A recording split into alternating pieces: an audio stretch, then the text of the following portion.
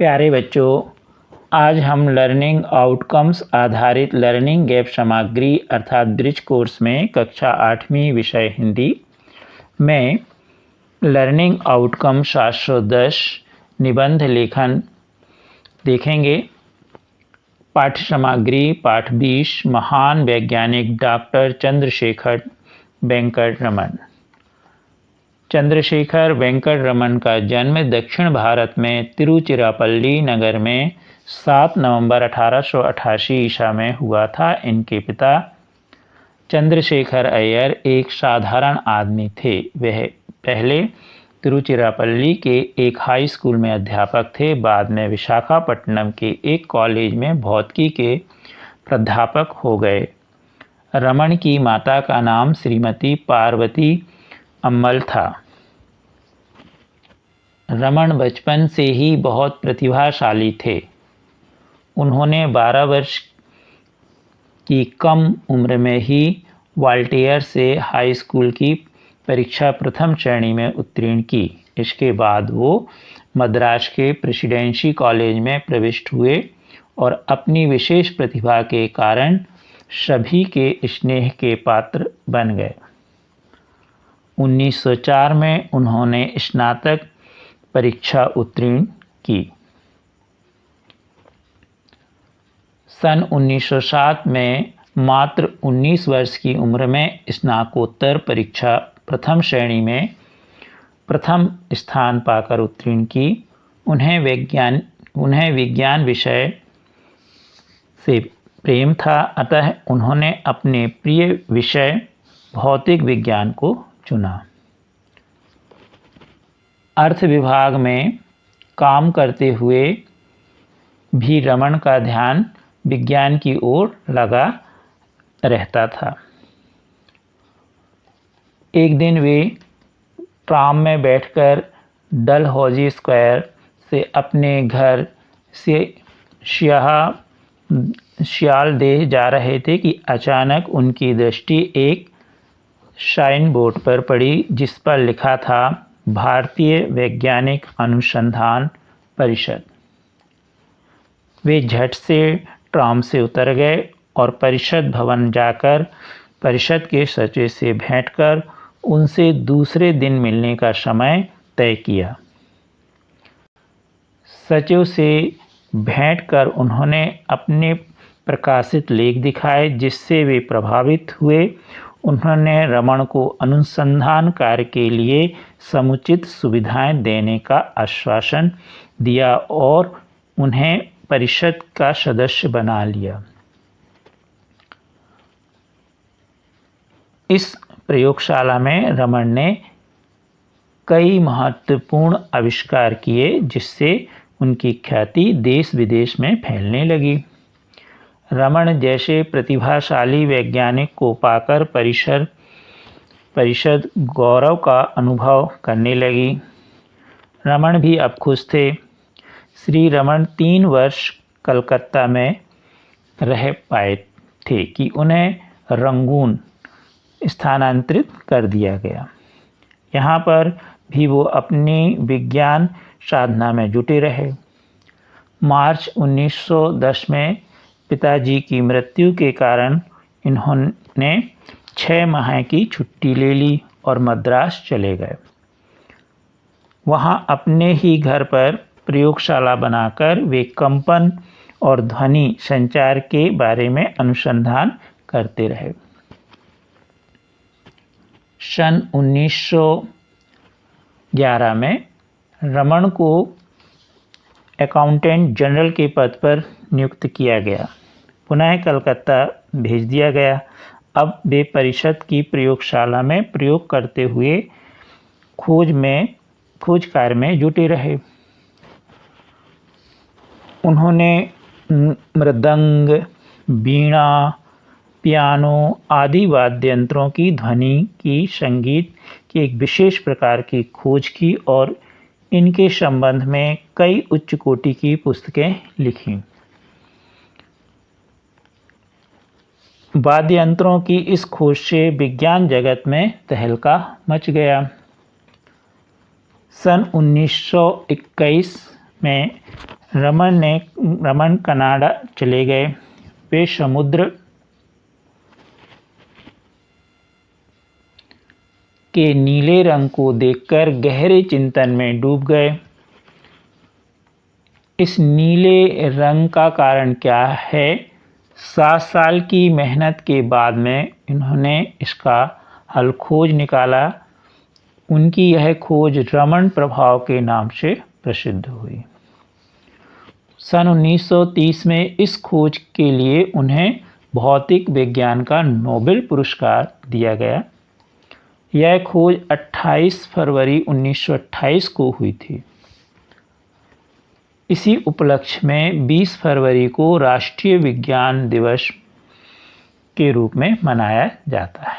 तो अभी आपने देखा कि महान वैज्ञानिक डॉक्टर चंद्रशेखर वेंकट रमन के बारे में जाना कि उन्होंने किस प्रकार से विभिन्न ध्वनियों के बारे में खोज की, किस प्रकार उन्होंने अपने शासकीय कार्य में रहते हुए खोज की, और जब वो समुद्र का रंग उन्होंने देखा नीला तो उस पर खोज की, और नीला रंग कैसे होता है इस पर उन्होंने रिसर्च कर बताया कि क्यों नीला रंग दिखाई देता है, और उनके नाम के कारण इसका नाम जो प्रभाव बताया गया कि नीला क्यों दिखता है तो उसे रमन प्रभाव के नाम से जाना गया।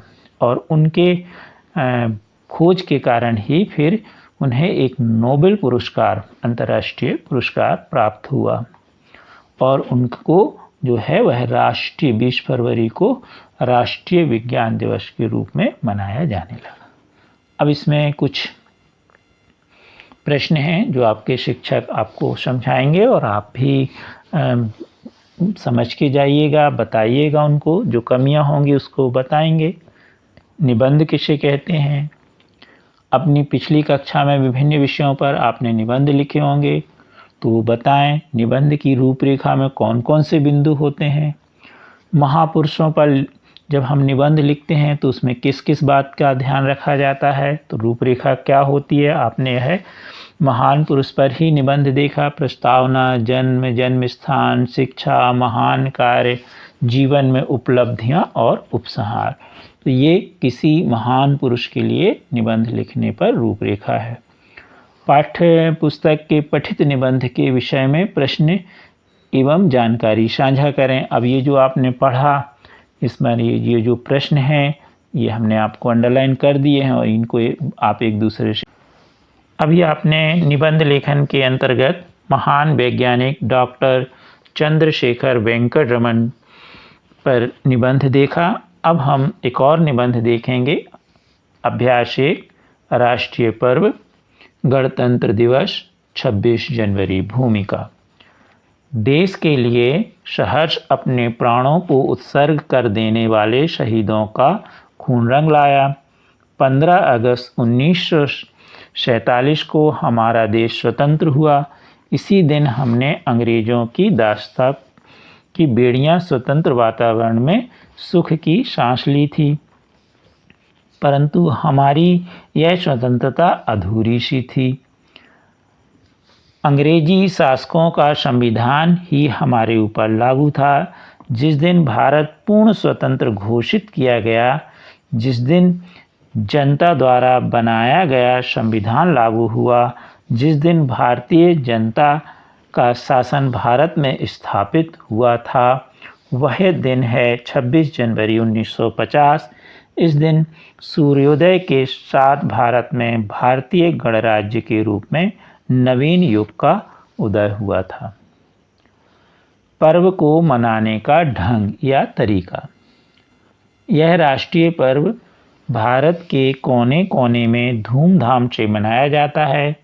सभी सरकारी कार्यालयों, विद्यालयों, व्यक्तिगत फैक्ट्रियों में इस शुभ समारोह के अवसर पर अवकाश रहता है। बड़े बड़े जलसे, जुलूस आयोजित किए जाते हैं। राष्ट्रपति और राज्यपालों को सलामी दी जाती है। राजकीय भवनों पर दीपक जलाए जाते हैं। भारत की राजधानी दिल्ली में तो यहाँ पर पर्व विशेष हर्षोल्लास के साथ अनूठे रूप में मनाया जाता है। हमारे विद्यालय में यह पर्व शिक्षकों जो हैं बच्चे सहयोग से, अब आप भी अपना स्कूल में जैसा विद्यालय में मनाते हैं तो वो भी आप लिख लें, पूरा कर लें यहाँ पर। और भी अब देखें उपसंहार, तो उपसंहार भी आपको लिखना है। तो इस तरह से आप अपने शिक्षक से अपने विद्यालय में जो आप निबंध लिखेंगे कि किस प्रकार 26 जनवरी गणतंत्र दिवस मनाया जाता है उसको और इसमें जोड़ लीजिए और उपसंहार लिख दीजिए। अब देखेंगे हम उपयुक्त निबंध को ध्यानपूर्वक पढ़कर निम्नलिखित प्रश्नों के आपको उत्तर देना है। गणतंत्र दिवस किस प्रकार का पर्व है? तो यह भारत का एक राष्ट्रीय पर्व है। हमारे देश में किस प्रकार के पर्व मनाए जाते हैं? तो हमारे देश में बहुत सारे पर्व मनाए जाते हैं। धार्मिक, राष्ट्रीय, सांस्कृतिक, फसलों पर आधारित त्यौहार पर्व मनाए जाते हैं। राष्ट्रीय पर्व कौन कौन से हैं? गणतंत्र दिवस, स्वतंत्रता दिवस और गांधी जयंती। अब देखें हम विभिन्न धार्मिक पर्वों के नाम लिखिए। दीपावली, दशहरा, क्रिसमस, ईद, मुहर्रम, रक्षाबंधन, जन्माष्टमी आदि। ऐसे बहुत सारे हम धार्मिक त्यौहार लिख सकते हैं। अब देखें अभ्यास 2। इस निबंध की भूमिका में कौन कौन सी बातें लिखी हैं? तो इसमें आपने देखा कि शहीदों के संघर्ष व बलिदान की चर्चा की, अंग्रेजों के द्वारा बनाए गए कानून, अंग्रेजों के अत्याचार पर चर्चा की, स्वतंत्रता दिवस पर चर्चा हुई और वास्तविक गणतंत्र दिवस पर कि जब गणतंत्र दिवस मनाया गया तभी हमारा देश वास्तव में पूर्ण रूप से स्वतंत्र हुआ। भूमिका के लिए निबंध लेखन में दूसरा शब्द क्या है? तो प्रस्तावना या परिचय भी हम कह देते हैं। तीसरा, भूमिका लिखने के बाद निबंध में कौन से विषय पर लिखा जाता है? तो भूमिका के बाद कब, क्यों मनाया जाता है, कैसे मनाया जाता है, ये सब उसमें लाभ हानि भी आप उसमें विस्तृत रूप से लिख सकते हैं। ये निबंध के अलग अलग, जैसे राष्ट्रीय निबंध, धार्मिक निबंध, अभी आपने देखा महान लेख, वैज्ञानिक पर निबंध, तो ये उनके ऊपर रहता है। तो इस प्रकार आपको ये सब बिंदु भूमिका के बाद लिखना पड़ते हैं विस्तार पूर्वक। निबंध के अंत में हमें क्या लिखना चाहिए? तो निबंध के अंत में हम उपसंहार लिखेंगे। मान लीजिए उसमें लाभ हानि की बात है तो हम उसमें बताएंगे कि इसमें लाभ क्या है और हानि क्या है। अब देखेंगे हम मूल्यांकन 6, रंगों का त्यौहार होली। शीर्षक पर निबंध दिए गए बिंदुओं के अनुसार लिखिए। यहाँ पर हमने संक्षिप्त में लिखा है, आप अलग से रजिस्टर में लिख के अपने विषय शिक्षक, हिंदी वाले विषय शिक्षक को दिखाइए। और आपने इसके पहले भी लिखा होगा निबंध। शीर्षक रंगों का त्यौहार होली। हम यहाँ होली अकेला भी लिख सकते हैं क्योंकि यहाँ पर हेडिंग दी है, उसी को अपन ने ली। रूपरेखा, प्रस्तावना, मनाने का कारण, कैसे मनाते हैं, उपसंहार। प्रस्तावना, होली का त्यौहार रंगों का त्यौहार है। इसमें लोग आपस में दुश्मनी भुलाकर मिलजुल कर मनाते हैं। सभी धर्म के लोग इस त्यौहार को मनाते हैं। पूर्व मनाने के कारण, यानी क्यों मनाया जाता है? तो हिरण्याकश्यप की बहन होलिका को वरदान प्राप्त था कि वह आग में नहीं जल सकती, इसलिए हिरण्याकश्यप ने प्रहलाद को मारने के लिए होलिका को उसे लेकर आग में जलने को कहा कि आग में, जलती आग में बैठ जाओ। तब होलिका आग में उसे लेकर बैठ गई, परंतु होलिका जल गई और प्रहलाद बच गए। इस खुशी में होलिका का त्यौहार मनाया जाता है। पर्व कैसे मनाते हैं? यह त्यौहार फागुन माह की पूर्णिमा के दिन मनाया जाता है। यह मुख्यतः 2 दिन होता है। रात में होलिका दहन होता है और दूसरे दिन लोग आपस में एक दूसरे को रंग गुलाल लगाते हैं और मिठाइयाँ खिलाते हैं, आपस में गले मिलते हैं। उपसंहार, यह त्यौहार आपस में मिलकर रंग गुलाल लगाकर मनाते हैं, मिठाइयाँ खिलाते हैं और आपसी दुश्मनी भूल जाते हैं। तो हंसी खुशी मनाते हैं, नाचते हैं। यह सभी धर्मों के लोग मनाते हैं। आप हमारे चैनल को शेयर, सब्सक्राइब अवश्य कीजिए। Thank you.